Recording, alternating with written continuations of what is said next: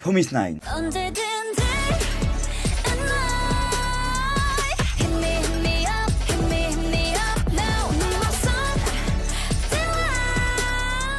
Aujourd'hui, je vais vous parler d'un groupe de filles qui est en place depuis un moment dans l'industrie musicale sud-coréenne. Promise Nine est un groupe de filles sud-coréen formé par CG ENM à travers l'émission de télé-réalité Idol School en 2017. Le groupe est composé initialement de 9 membres avec Ro Ji-sun, Song Ha-yeon, Lee Se-rom, Lee Chae-yoon, Lee Na-kyun, Park Ji-won, Lee So-yeon, Baek Ji-yeon et Jang Guri. Mais cette dernière quitte le groupe en raison de l'expiration de son contrat avec l'agence en 2022. D'ailleurs, le groupe est rapidement passé sous la tutelle de l'agence Pledis Entertainment, l'agence de Seventeen notamment. Alors pourquoi je vous parle de ce groupe? Eh bien tout d'abord, il faut savoir que Promise Nine a été formé grâce à une émission de télé-réalité sud-coréenne Idol School diffusée en 2017 sur la chaîne Mnet. Le concept de l'émission était de former un nouveau groupe féminin en mettant en compétition des candidates afin de sélectionner les meilleurs pour débuter dans un groupe. Après plusieurs semaines de compétition et d'entraînement intensif, les 9 membres définitifs ont été choisis par le vote des téléspectateurs. Les membres sélectionnés ont rapidement attiré l'attention du groupe pour leur talent, leur personnalité attachante et leur potentiel en tant qu'idol. D'ailleurs, le nom Promise Nine signifie From Idol School et Promise, en prononciation coréenne, signifie également tenir sa promesse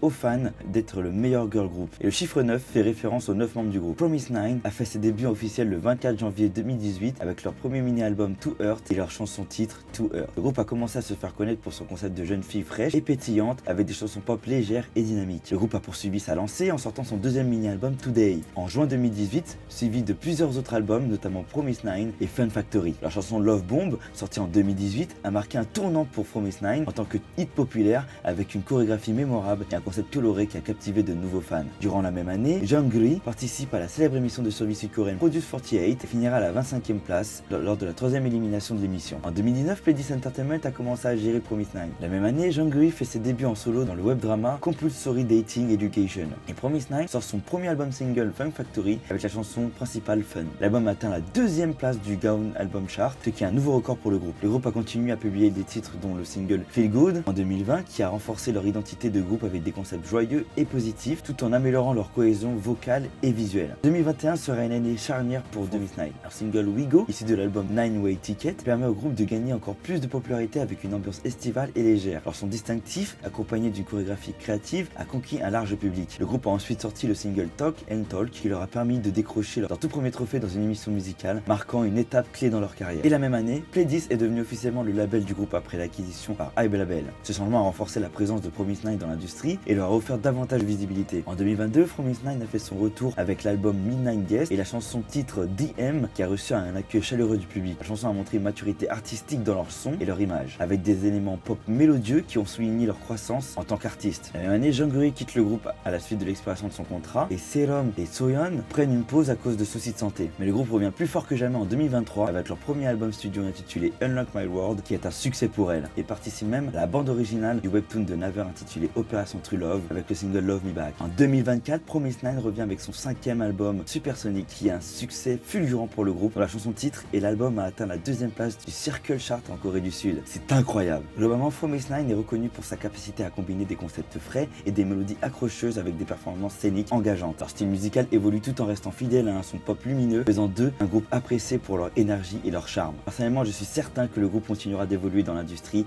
et de marquer de façon indélébile la K-pop. Si tu as aimé cette vidéo, like et abonne-toi.